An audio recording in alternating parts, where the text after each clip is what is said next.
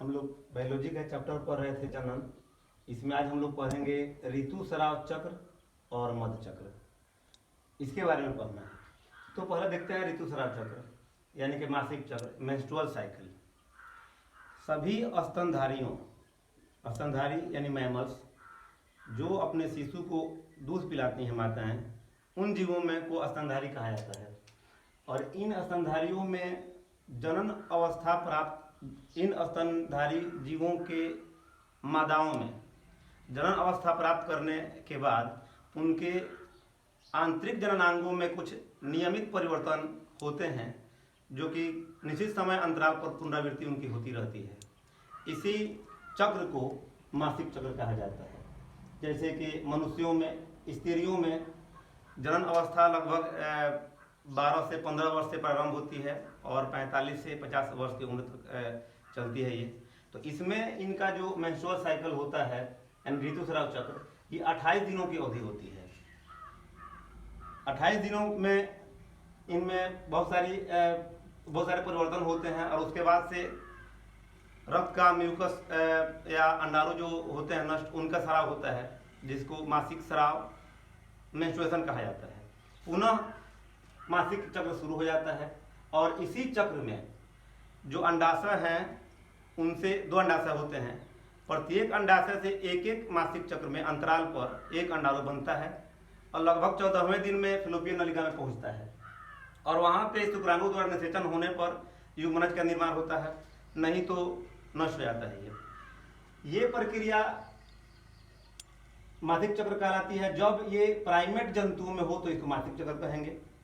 Primate मतलब ऐसे primate और नॉन प्राइमेट स्तनपायी जो होते हैं, प्राइमेट और नॉन प्राइमेट में बांट देना है। प्राइमेट का सिंपल सा पहचान है, जिनके पंजे हो, आराम से पकड़ सकते हो, हाथों को पूरा घुमा सकते हो, ये प्राइमेट में आते हैं स्तनपायी में। बाकी सब किसमें? नॉन प्राइमेट में आते हैं। जैसे कि मनुष्य है, बंदर है, गोरिल्ला, ऐसे प्राइमेट में आएंगे।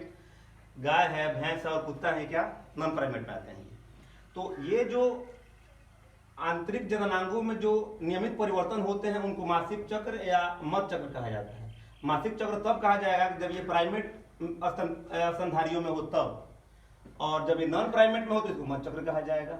जैसे कि गाय, भैंस, कुत्ता में मासिक चक्र की जो अवधि होती है एक निश्चित आयु तक होती है। जैसे मनुष्य मान लीजिए 45 से 50 वर्ष तक, लेकिन ये इसकी अवधि जंतुओं के मृत्यु तक होती है। दूसरा बात है कि इसमें रक्त का प्रवाह होता है, इसमें रक्त का प्रवाह नहीं होता है, किसी के जंतु में होता है। इसमें और भी है इसमें अंतर के इसकी पुनरावृत्ति निश्चित अंतराल पर, जैसे 28 दिन, फिर 2-3 से 5 दिन मासिक स्राव के बाद पुनः ये इसकी पुनरावृत्ति शुरू हो जाती है और इसकी पुनरावृत्ति की निश्चित अवधि नहीं होती है।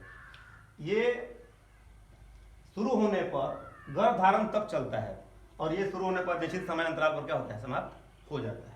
ये रहा मध्य चक्र और ऋतुस्राव चक्र में अंतर। ये यहाँ पे कल हम लोग मिस कर गए थे, युग्मक जनन तथा भ्रूणोद्भव में अंतर। तो युग्मक यानी कि जाइगोट, ये 2 प्रकार के होते हैं, नर युग्मक और मादा युग्मक।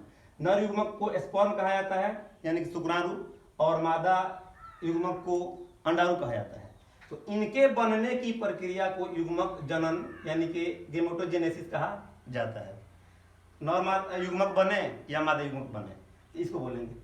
और जब इनके संलयन से युग्मनज बन जाता है निषेचन के फलस्वरूप, तो युग्मनज से जो भ्रूण विकसित होता है, इसमें बंटवारा होता है।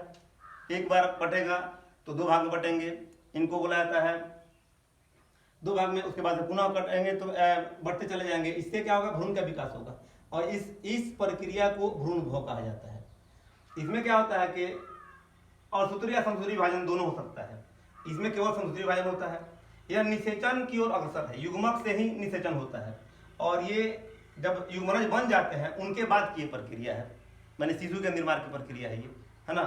तो ये जो होते हैं ये भी 2 प्रकार के होते हैं। एक होता है भ्रूणोद्भव में अंडजनक, मतलब अंडे से उत्पन्न होते हैं शिशु, और एक होता है क्या? सजीव जनक, जो गर्भ में पलते हैं शिशु।